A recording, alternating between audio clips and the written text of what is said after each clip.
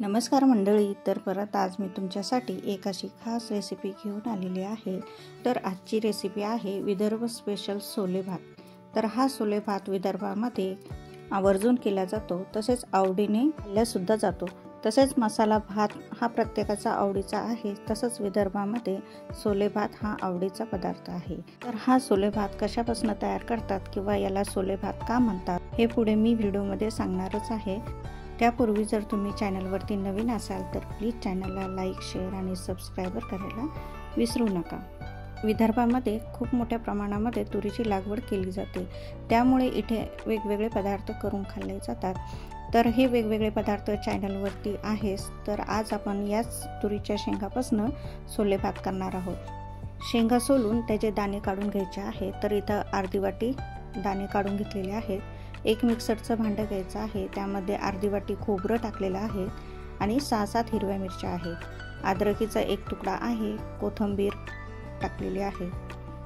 तर हे सर्व तुम्ही आवडीनुसार टाकू शकता। त्याचबरोबर तुरीचे दाणे सुद्धा यामध्ये मी अर्धे टाकलेले आहेत आणि अर्धे बाजूला ठेवलेले आहेत। आता हे मिक्सरमध्ये आपण वाटून घेणार आहोत। तर पाणी न टाकताच हे मी वाटून घेतलेलं आहे आणि असं जाडसर भरडा तयार करून घेतलेला आहे।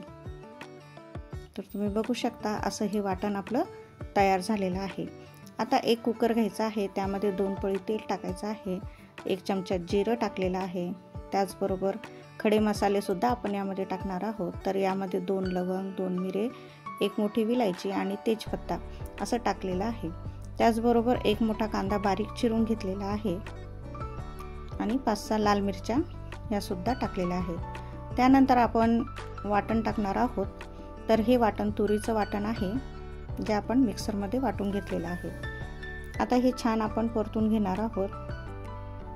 थोड्या वेळ परतल्यानंतर यामध्ये आपण कांदा लसूण मसाला टाकणार आहोत, अर्धा चमचा हळद टाकणार आहोत आणि 1 चमचा धने पावडर। त्यानंतर 1 मोठा टोमॅटो टाकणार आहोत आणि परत छान परतून घेणार आहोत।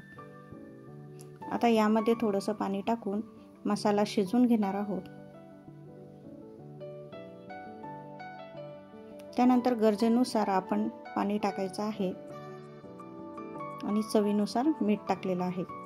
यामध्येच आपण बाजूला ठेवलेले तुरीचे दाणे सुद्धा टाकून देणार आहोत आणि छान मिक्स करून घेणार आहोत। आता पाण्याला छान उकळी येऊ द्यायची आहे। मी अगोदरच तांदूळ धुवून ठेवलेले होते, तर यामध्ये हे तांदूळ टाकणार आहे। तर तांदूळ तुम्ही आवडीनुसार कोणताही घेऊ शकता। इथे मी कोलम हा तांदूळ वापरलेला आहे। तर पाण्याला छान अशी उकळी आलेली आहे। त्यानंतर कुकरचं झाकण लावून घेतलेलं आहे। आता याला 2 शिट्ट्या काढून घेणार आहोत।